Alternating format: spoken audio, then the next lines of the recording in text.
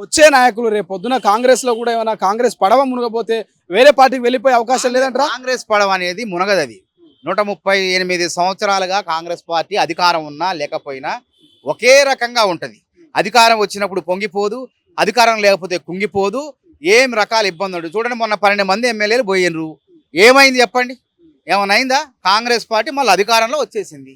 అదేవిధంగా రేపు దేశంలో మొన్న ఏమన్నారు? నరేంద్ర మోడీ 400 స్థానాలు అన్నారు. ఉత్తరప్రదేశ్ రామాలయం కట్టిన ఉత్తరప్రదేశ్లో అట్టర్ ఫ్లాప్ అయిపోయింది అక్కడ.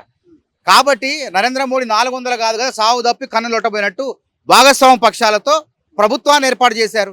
కాంగ్రెస్ పార్టీ లేనే లేదన్నారు. 100 పైచిలుకు స్థానాల్లో కాంగ్రెస్ పార్టీ గెలిచింది. 100 స్థానాల్లో గెలిచింది.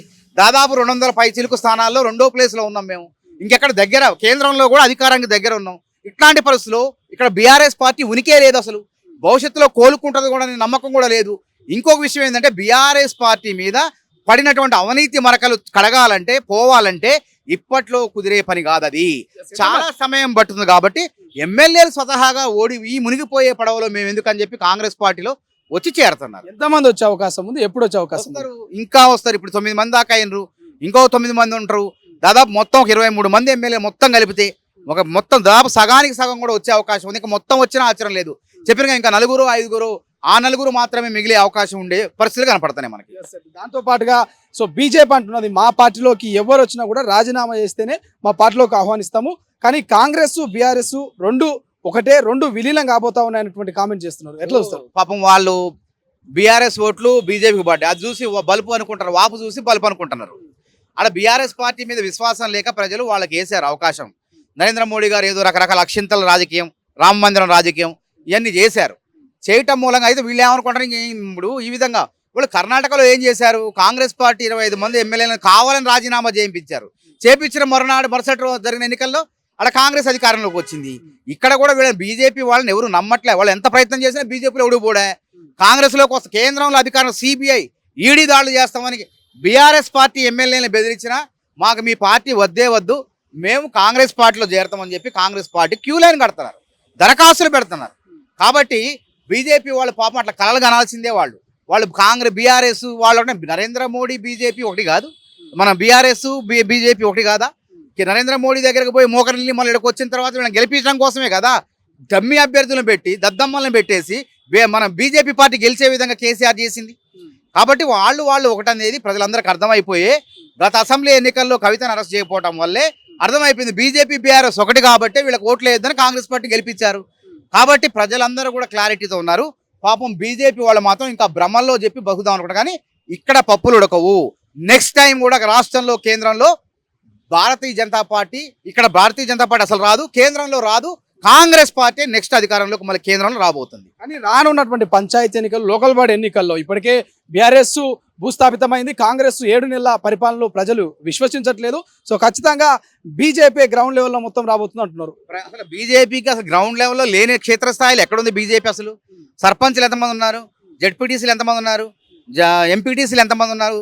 ఇవన్నీ లేకుండా గాల్లో పేక మెళ్ళగడితే అది కూలిపోతాయి. క్షేత్రస్థాయిలో వాస్తవంగా మనం చెప్పుకుంటే కాంగ్రెస్ పార్టీ బలంగా ఉన్నది. వాస్తవంగా సరే బీఆర్ఎస్ పార్టీ మీద విశ్వాసం లేకపోయినా బీఆర్ఎస్ పార్టీ కార్యకర్తలు అక్కడక్కడ ఉన్నారు. అసలు బీజేపీకి అసలే లేరు. ఇంకా అసలు లేని వాళ్ళ దగ్గర ఎట్లా వస్తారు వాళ్ళు?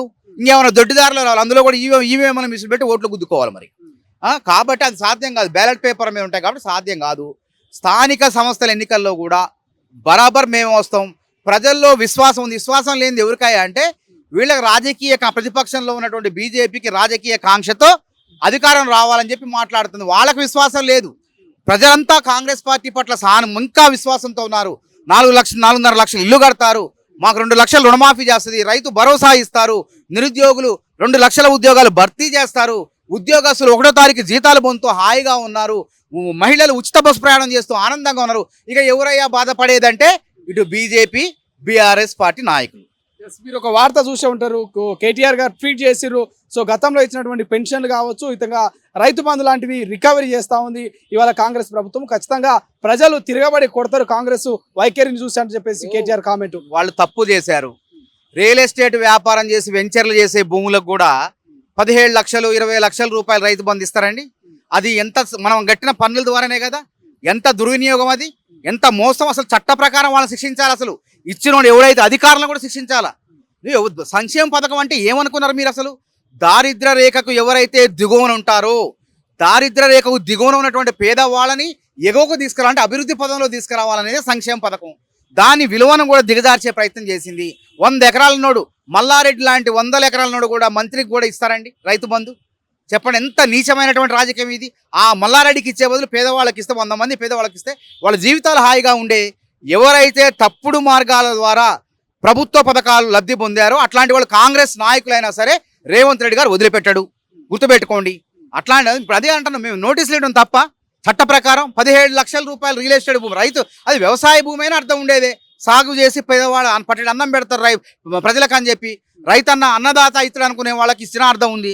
కూడా అన్నదాత కాదా, రియల్ ఎస్టేట్ చేసి ఆ భూములు అమ్మి కోట్లాది రూపాయలు సంపాదించే వాళ్ళకు కూడా లక్షలాది రూపాయలు రైతు బంధు ఇవ్వటం వాళ్ళు చేసిన తప్పు. కాబట్టి ఆ తప్పును కప్పిపుచ్చుకునే ప్రయత్నంలో కేటీఆర్ గారు ఆ విధంగా ట్విట్టర్లో, ఆ ఎక్స్లో ట్వీట్ చేస్తారని చెప్పి మనకు అర్థమైపోయింది. అసలైన తొలి వెలుగు. ఫాలో వాట్సాప్ @తొలి వెలుగు official.